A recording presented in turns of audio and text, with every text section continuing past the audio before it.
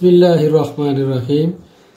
প্রিয় শিক্ষার্থীবৃন্দ, জামান গণিত একাডেমির পক্ষ থেকে তোমাদের সবাইকে শুভেচ্ছা এবং অভিনন্দন। আজ আমি তোমাদেরকে দেখাবো যে সর্বসম ত্রিভুজ হতে হলে আমরা কি কি শর্ত সাপেক্ষে সর্বসম ত্রিভুজ গঠন করতে পারি। শিক্ষার্থীবৃন্দ, একটা ত্রিভুজের 6টি বৈশিষ্ট্য থাকে।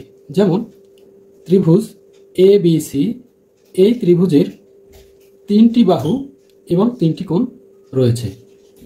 এই ত্রিভুজের সমান আরেকটা ত্রিভুজ যদি আমরা অঙ্কন করি, যেমন DEF, এই ত্রিভুজ দুটি যদি অঙ্কন করি তো দেখা যায় যে আমরা ত্রিভুজ ABC সর্বসম ত্রিভুজ DEF এই কথাটা বলতে পারার মানে হলো যে এই ত্রিভুজের অনুরূপ বাহুগুলো পরস্পর সমান। যেমন AB = DE, AC = DF এবং BC = EF। আবার যখন সর্বসম ত্রিভুজ হয়েছে তার মানে এর অনুরূপ কোণগুলো পরস্পর সমান, অর্থাৎ কোণ A = কোণ D, কোণ B = কোণ E, কোণ C = কোণ F।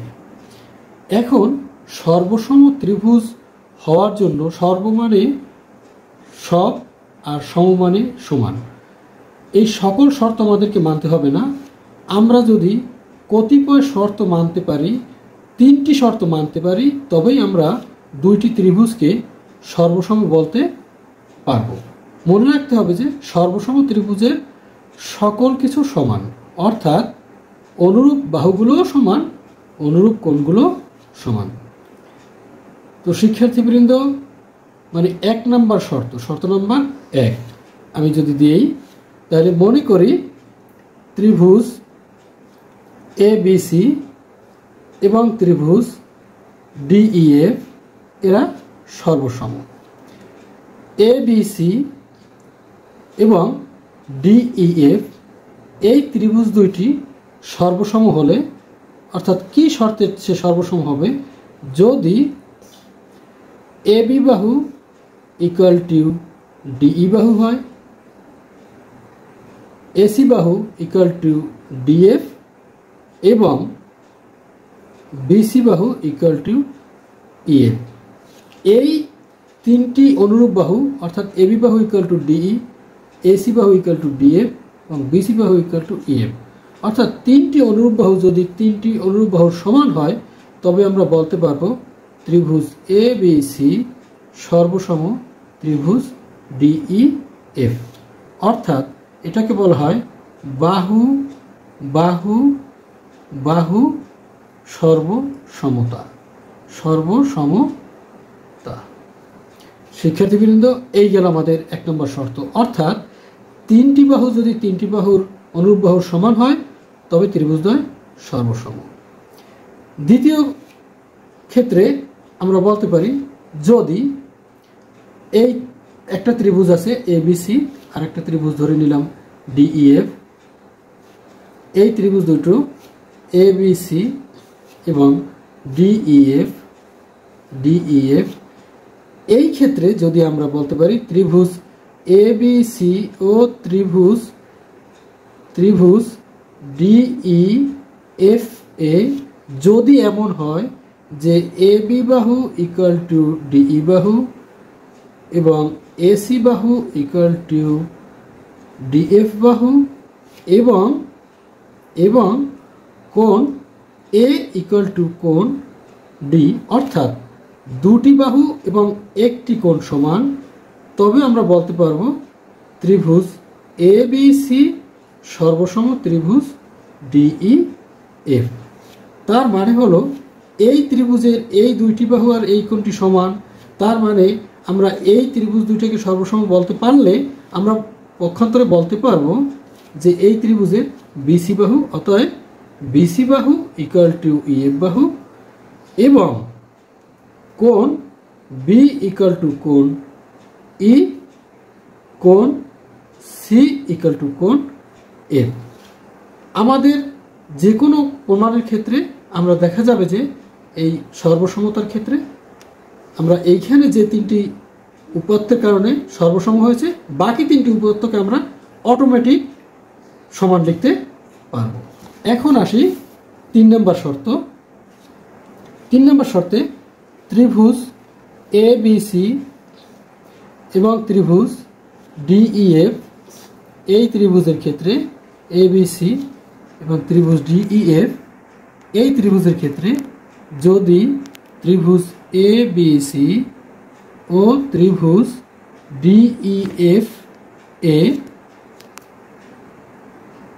কোণ A ইকুয়াল টু কোণ D, কোণ B ইকুয়াল টু কোণ E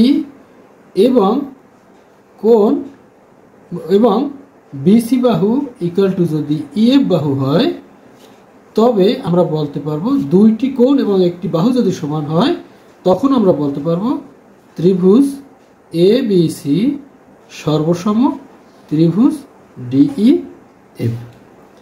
পক্ষান্তরে আমরা লিখতে পারবো তিনটি উপাত্ত যেহেতু আমাদের সমান হয়েছে, তার কারণে সর্বসম বলতে পেরেছি, এবং সর্বসম বলতে পারার কারণে আমরা বলতে পারবো কোণ C ইকুয়াল টু কোণ F এবং AB বাহু ইকুয়াল টু DE বাহু বা AC বাহু ইকুয়াল টু DF বাহু। 4 নম্বর শর্ত নম্বর 4, আমি আবার দুটো ত্রিভুজ অঙ্কন করি। এই ত্রিভুজ দুটোকে আমি সমকোণী ত্রিভুজ অঙ্কন করি।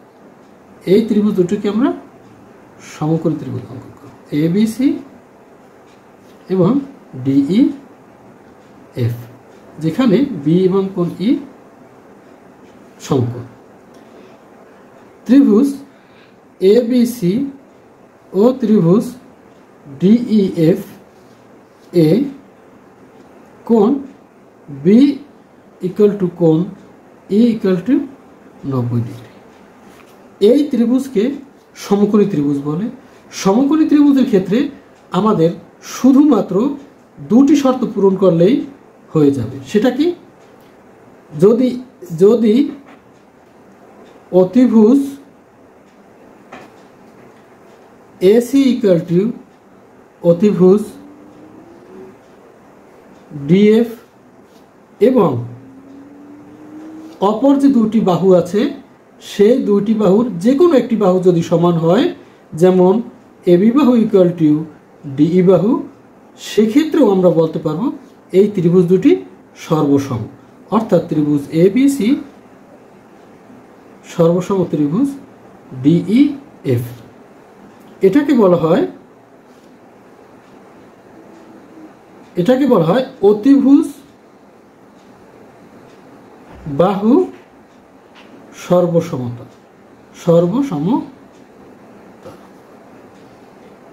তো শিক্ষার্থীবৃন্দ, সর্বসমতা নিয়ে আমরা দেখতে পেলাম আমরা 4টি শর্তে সর্বসম ত্রিভুজ গঠন করতে পারি। যেমন প্রথমত বলেছিলাম, আমি সংক্ষেপে আবার বর্ণনা করে যাচ্ছি, যে একটি ত্রিভুজের 3টি বাহু অপর একটি ত্রিভুজের 3টি অনুরূপ বাহুর যদি সমান হয়, তবে সেই ত্রিভুজটা সর্বসম, যেটাকে বলা হয়, যেহেতু বাহুগুলো সমান হয়েছে এই জন্য এটাকে বলা হয় বাহু সর্বসমতা। আবার এখানে রয়েছে দুটি বাহু এবং একটি কোণ, এই সর্বসমতাটাকে বলা হয়, যেহেতু দুইটা বাহু এবং একটি কোণ এই জন্য বলা হয় বাহু সর্বসমতা। এবং 3 নম্বর শর্তে আমরা দেখতে পেয়েছি দুটি কোণ এবং একটি বাহু সমান। এই রকম ক্ষেত্রে আমরা এইটাকে বলতে পারি কোণ বাহু কোণ সর্বসমতা।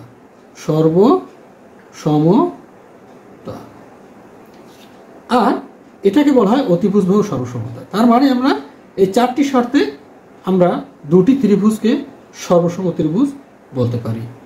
শিক্ষার্থীবৃন্দ, আজ এই পর্যন্তই। ধন্যবাদ সকলকে।